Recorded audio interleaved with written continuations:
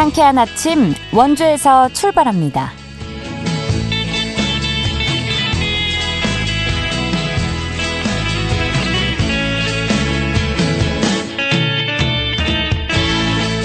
여러분 안녕하십니까? 10월 23일 수요일 KBS 원주방송국에서 보내드리는 상쾌한 아침 원주에서 출발합니다. 저는 진행의 이은주입니다. 절기상 서리가 내린다는 상강이자 수요일인 오늘 강원 지역은 대체로 흐린 가운데 오전까지 비가 내리는 곳이 있겠습니다. 예상되는 강수량은 강원 내륙과 산지에 5에서 20mm인데요. 바람도 제법 강하게 불면서 출근길 어제보다 찬 기온이 감돌았습니다. 아침 최저기온 10도에서 12도로 출발해 한낮에는 15도 안팎을 보이면서 어제보다 쌀쌀한 하루가 되겠는데요. 내일은 다시 맑은 하늘을 되찾겠습니다. 오늘 준비한 소식입니다. 강원 지역 아동학대 신고가 지난해 1,500건을 넘어섰는데요. 하지만 사례관리 인력이 부족해 제대로 된 관리가 어려운 실정입니다. 관련 내용 짚어보고요.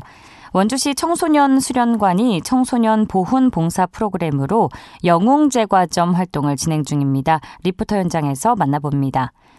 국민의 생명과 건강을 보호하고 의료 생태계의 질서를 확립하기 위해서 국민건강보험공단 특별사법경찰 도입을 촉구해야 한다는 목소리가 나오는데요. 관련 이야기 나눠보도록 하죠. 10월 23일 수요일 상쾌한 아침 원주에서 출발합니다.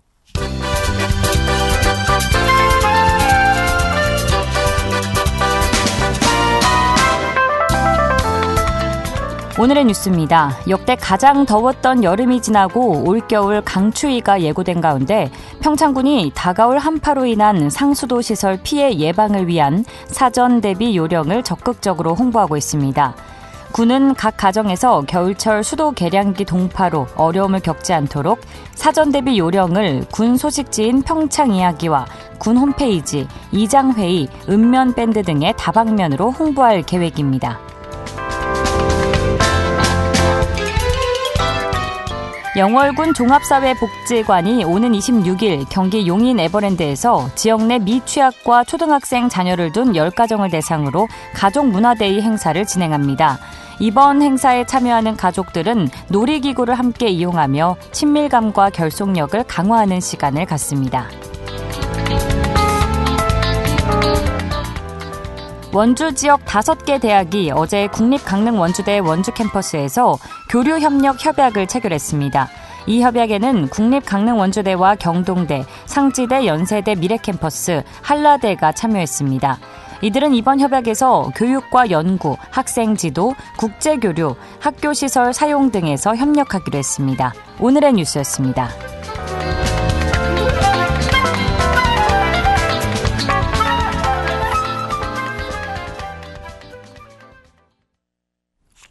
상쾌한 아침 원주에서 출발합니다. 함께하고 계십니다.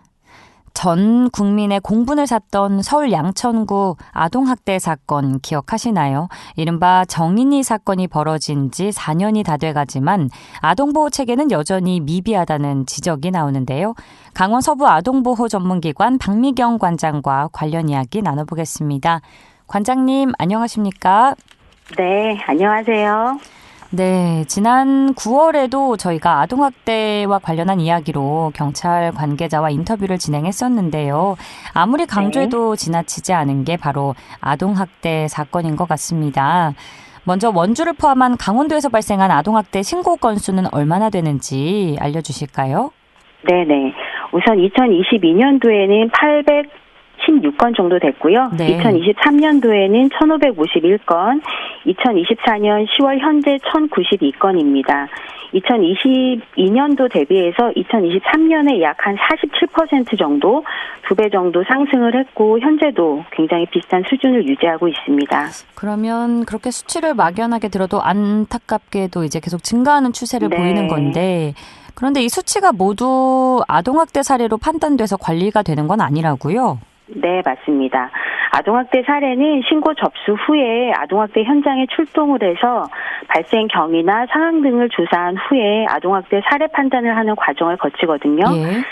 아동을 보호 또 지원하고 재학대를 예방해야 하는 가정을 대상으로 사례 관리를 하게 되는데 현재 전체 신고 접수된 사례 중에 약 50% 정도, 한 540건 정도가 학대로 판단이 돼서 사례 관리를 하고 있고요.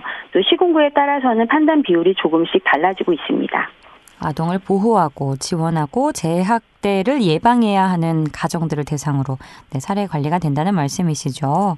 네. 아동학대가 신고가 되면 보통 어떤 절차가 이루어지나요? 우선은 112로 신고 접수된 이후에 아동학대로 의심이 되면은요, 경찰과 아동학대 전담 공무원이 지체 없이 현장에 출동하게 됩니다. 그리고 학대 발생지나 관련 장소에서 피해 아동이나 학대 행위자, 또 신고자, 보육 선생님, 또 학교 선생님, 교육기관 종사자, 또 학대를 목격하신 분이라든지 이웃 주민들을 대상으로 해서 저희가 대면 조사를 실시하게 되고요. 네. 조사 이후에는 아동학대를 판단하게 됩니다. 그리고 또 판단 이후에 피아동에 대한 보호 조치가 진행이 되는데요. 재학대 위험이 높거나 가정에서 분리가 필요한 경우에는 즉각 분리를 진행을 해서 아동보호시설로 인도하게 되기도 하고요. 의료기관으로 인도하게 되기도 합니다. 그리고 학대 행위자에 대한 조치도 진행이 돼서 가정으로부터 퇴거시키거나 격리시키거나 접근 금지, 상담 및 교육 위탁이나 구치가 진행되기도 하고요. 그리고 피아동이나 가족 지원을 위해서 피아동 보호계획 수립해서 아동보호 전문기관으로 사례 연계를 하게 됩니다. 그리고 또 중요한 거는 지자체의 사례 판단 외에도 아동학대 행위자를 처벌할 목적으로 경찰에서 수사해서 혐의가 있을 경우에는 검찰로 송치해서 사법기관의 처벌이나 처분이 진행되기도 합니다. 네, 우선 이게 아동학대가 맞는지 아닌지부터 이제 신고가 들어오면 지체 없이 현장에 출동을 해서 관련 조사를 실시하고 아동 보호 조치도 하고 그렇게 진행이 되는군요. 그러면 현장에 출동해서 조사를 한 후에 이제 바로 아동학대로 판단이 될 경우에 진행은 좀 어떻게 되나요? 우선은 학대로 판단이 되면은 아까 말씀드린 것처럼 아동보호 전문기관으로 사례 연계가 진행이 되고요. 우선 3일 이내에 전화 상담을 해서 초기 면접 일정을 잡고 7일 이내에 가정 방문을 저희가 하게 되고요. 그래서 아동이 안전하게 잘 지내고 있는지 아동 안전 여부를 확인합니다. 그리고 학대 발생의 원인이나 영향을 준 요인, 또 가족의 욕구 이런 다양한 정보를 수집을 해서 사례관리 계획을 수립하게 되고요.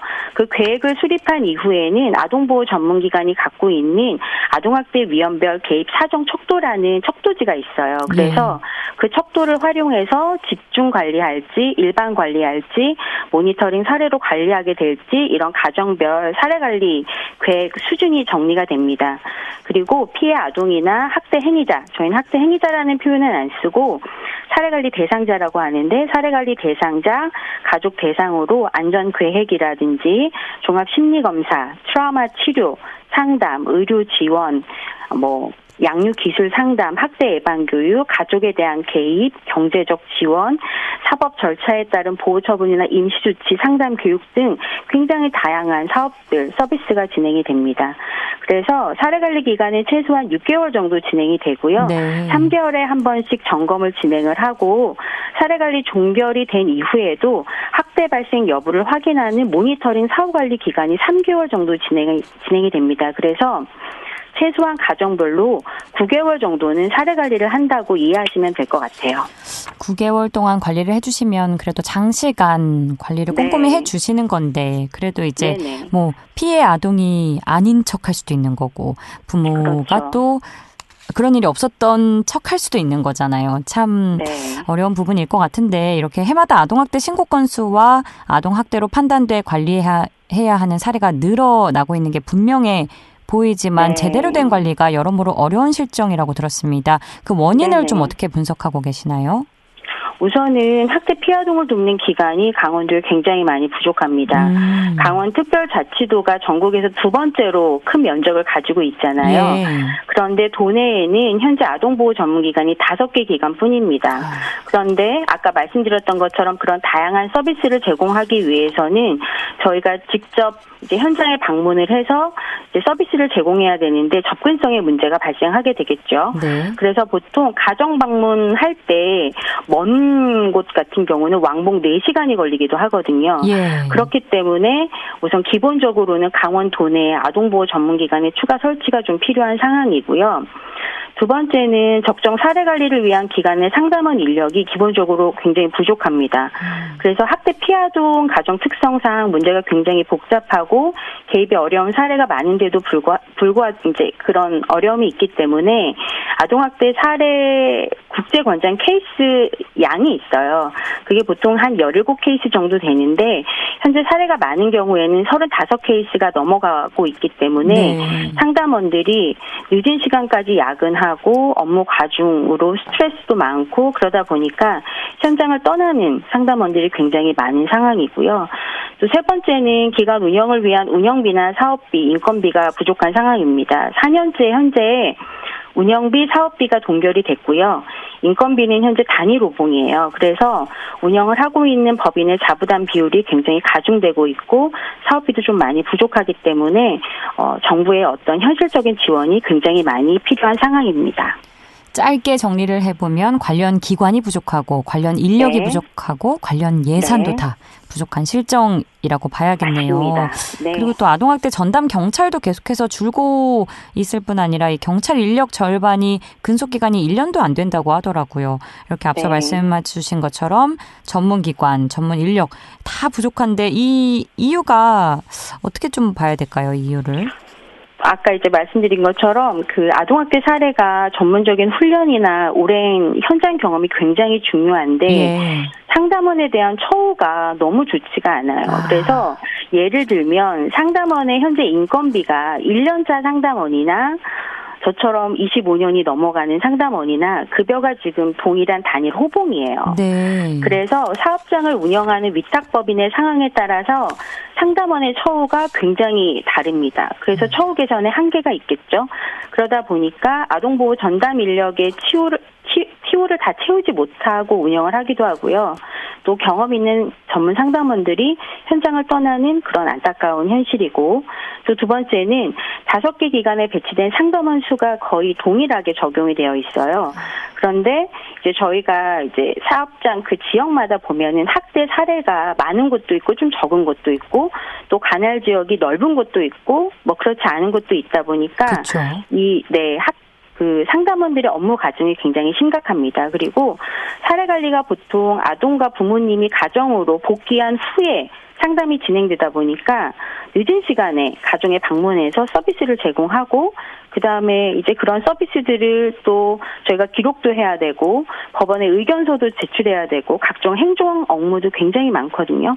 그러다 보니까 업무 강도가 굉장히 센 편입니다. 그래서 이런 현장 상황을 주기적으로 평가하고 부족한 추가 인력에 대해서 배치 진행하는 게 굉장히 필요해 보인다. 그렇게 생각됩니다. 네, 말씀하신 부분들이 좀 보완이 돼서 가장 중요한 건 이제 아동학대가 더 이상 발생되지 않게 하는 것일 텐데요. 현장에서 일하시는 만큼 끝으로 하실 말씀 간략하게 청해 듣겠습니다. 네, 아동보호 전문기관의 현재 상황을 나눌 수 있는 기회 주셔서 진심으로 감사드리고요. 현장에서 근무하면서 어른들이 아이들에게 행하는 끔찍한 폭력을 봅니다. 그래서 가끔은 무력감을 느낄 때도 있는데요.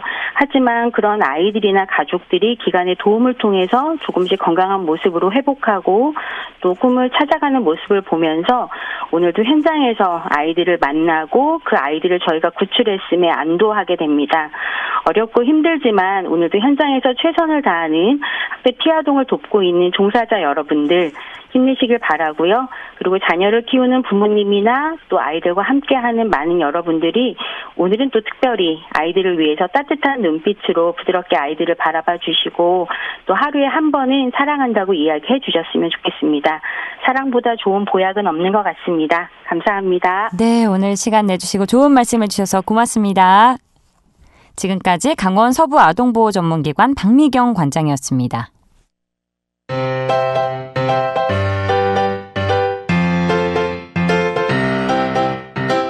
KBS 원주방송국이 유튜브 다시 듣기 서비스를 실시합니다. 매일 아침 강원 영서남부권의 뉴스와 정보를 전해드리는 상쾌한 아침 원주에서 출발합니다는 KBS 원주 라디오 유튜브 채널을 통해 다시 들을 수 있습니다.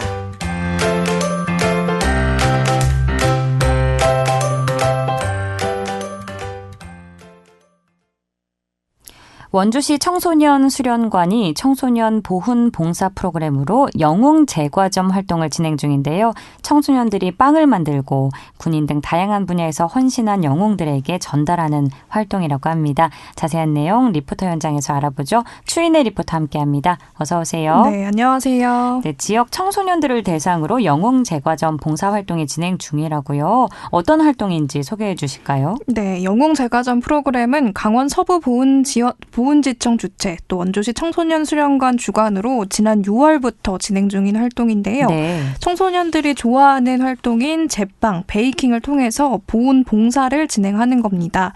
지난 6월 15일을 시작으로 한 달에 한 번씩 활동을 진행하면서 총 4번 지금까지 활동이 진행됐는데요. 원주시 청소년 수련관에 마련된 베이킹 실습실에서 빵이나 쿠키를 직접 만들어보고 지역 영웅들에게 전달하고 있습니다. 제복 근무자 감사 캠페인의 일환으로 제복에 태극기를 달고 근무하는 경찰관, 소방관, 교도관, 군인들에게 감사를 표하는 건데요. 참여한 청소년들에게는 3시간의 봉사활동 시간이 부여돼서 베이킹 활동도 체험하고 또 봉사 시간도 받을 수 있어 인기가 좋다고 합니다. 원주시 청소년 수련관 안현지 담당자에게 프로그램 취지에 관해 들어보겠습니다. 일단 보훈봉사라고 하면 좀 딱딱하고 어렵게만 느껴져서 보훈이라는 게 어떻게 하면 청소년들에게 재미있고 그리고 가깝게 다가갈 수 있을까 고민하다가 청소년들이 좋아하는 인기 있는 활동과 연결하면 좋겠다는 생각으로 시작이 됐고요. 일단 청소년들이 베이킹 체험을 매우 좋아하고 또 매우 인기 있는 프로그램이에요. 저희 기관에서 또 베이킹 실습실이 있기도 해서 영웅들에게 감사의 카드와 쿠키를 만들어 전달하는 활동으로 프로그램명을 영웅 제과점이라고 정하였습니다. 우리가 평화롭고 안전하게 일상생활을 할 수 있는 건 제복 근무자들의 사명감과 헌신이 있기에 가능하다고 생각이 됩니다. 그래서 청소년들에게도 영웅 제과점 프로그램을 통해 재미있게 보훈을 실천해보는 기회가 될 것이라고 생각이 되고요. 마지막 회기인 만큼 신청을 이번 주 수요일 자정까지 받고 있으니 많은 신청 부탁드립니다. 빵과 쿠키를 만들고 직접 지역 영웅들에게 전달한다고 하니까 보훈의 의미를 좀 청소년들이 실감할 수 있는 활동일 것 같은데요. 지난 활동은 어떻게 진행됐나요? 네, 한 번 활동은 3시간 정도 진행이 되는데요. 보훈의 의미와 또 지역에서 헌신하는 영웅들에 대해 알아보고 영웅에게 감사카드 작성하기, 직접 감사 쿠키 만들기, 그리고 전달 순서로 진행이 됩니다. 지난 6월 첫 회차 때는 원주경찰서 단관지구 경찰관들에게 빵과 쿠키를 전했고요. 이후 명륜 119 안전센터에 근무하는 소방관들, 또 원주교도소의 교도관, 그리고 지난 4회차 때는 제36 보병사단 군악대에게 빵과 쿠키를 전달했다고 합니다. 제36 보병사단은 지역에서 진행되는 여러 행사에서 군악 공연을 선사하면서 봉사에 참여했던 만큼 지역 주민들의 마음을 담아서 지난 봉사 선물의 대상으로 선정을 했고요. 청소년들은 빵을 만들고 또 직접 지역의 영웅들을 만나 감사 인사를 전할 수 있어서 의미 있는 활동이었다고 보람과 뿌듯함을 느낀다는 반응이었습니다. 이제 다음 달 9일에 올해 마지막 회차 영웅제과점 활동이 진행될 예정인데요. 영웅제과점 활동에 참여했던 학생에게 참여 소감에 대해 들어보겠습니다. 안녕하세요. 저는 원주시 청소년 수련관 방과후 아카데미에 다니고 있는 중학교 2학년 이시은입니다. 제가 원래도 제과제빵을 좋아해서 배우고 있었는데 이번에 영웅제과점에서 직접 만든 쿠키와 감사 편지를 드리는 봉사활동을 할 수 있다고 해서 참여하게 되었습니다. 좋아하는 제과제빵으로 봉사를 하게 되어서 더 재밌었고 저는 영웅중에 교도관님께 드리게 되어 교도소에 처음 가보았는데 조금 긴장되고 무서웠지만 교도관님들께서 반겨주셔서 더 뿌듯하고 경험이었습니다. 딸기잼을 넣은 쿠키 그런 것도 만들었고요. 샌드위치 그런 것도 만들었던 걸로 기억하고 있습니다. 다른 사람한테 전해줄 때 살짝의 뿌듯함도 들고 되게 기쁜 것 같았습니다. 올해 남은 활동 참가자를 오늘까지 받는다고요? 네, 올해 마지막 활동은 다음 달 11월 9일에 진행되는데요. 이번 활동은 제빵을 만든 후에 공군에 빵과 편지를 직접 전할 예정이라고 합니다. 제과제빵 체험과 시식도 할 수 있어서 매번 참가하는 청소년들의 반응이 좋은데요. 신청 대상은 9세부터 24세까지의 청소년으로 원주시 청소년 수련관 홈페이지 혹은 SNS를 통해서 신청할 수 있습니다. 4회차 신청은 오늘 자정까지 진행된다고 하니까요. 보훈봉사활동에 관심 있는 분들은 함께 해보시면 좋겠습니다. 네, 오늘도 알찬 소식 고맙습니다. 추인혜 리포터였습니다. 네, 감사합니다.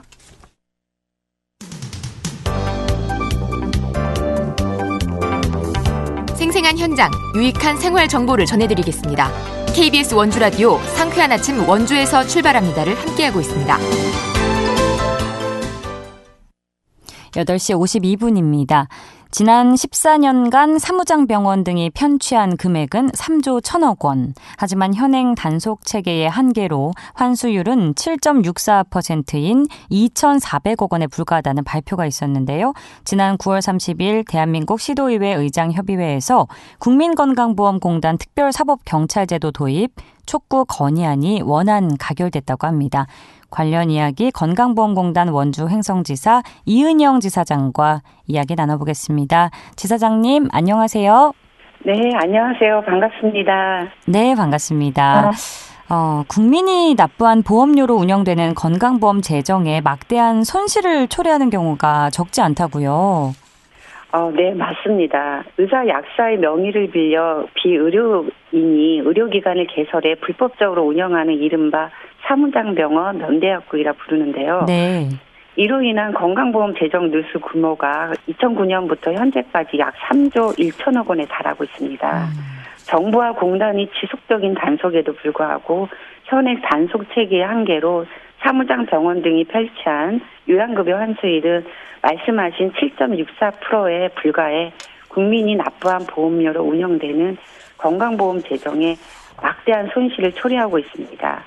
이들 불법 개설 의료기관은 과잉 의료로 국민 건강을 위협하고 불필요한 지출을 유발하여 건강보험 재정에 손실을 초래할 뿐만 아니라 불법 기관의 성행으로 선량한 의료기관까지 피해를 입고 있는 실정입니다.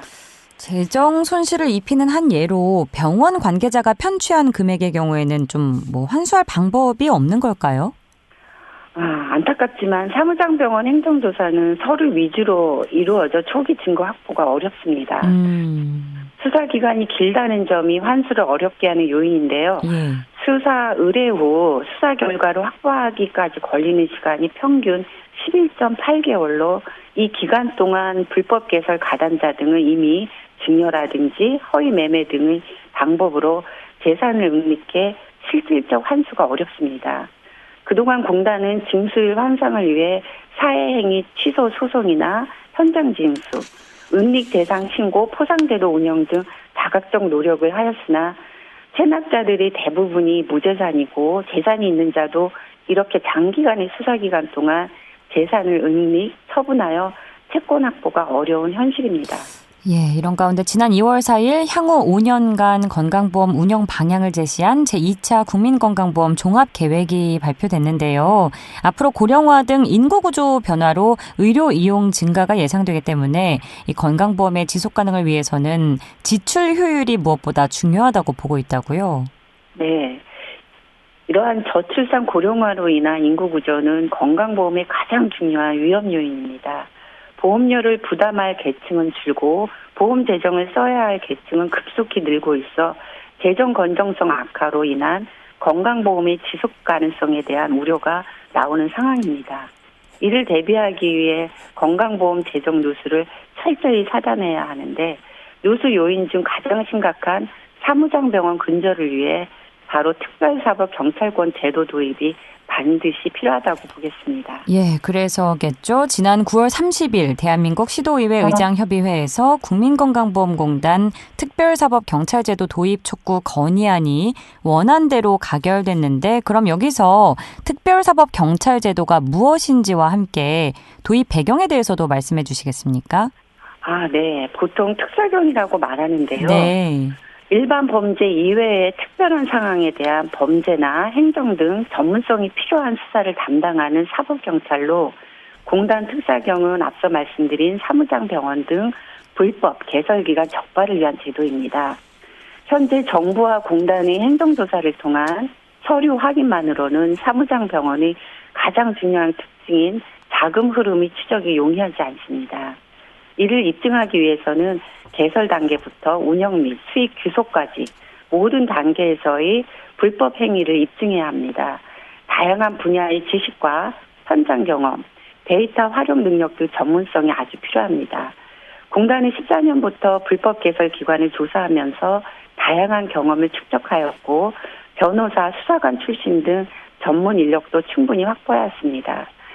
전국적인 조직망과 빅데이터를 활용한 불법 개설 감지 시스템을 이미 구축하였고 데이터 분석에 기반한 정확하고 신속한 수사가 가능합니다. 하지만 현재의 수사 권한이 없는 현 상황에서는 수사기관 장기화로 인한 재정 누수가 심각합니다.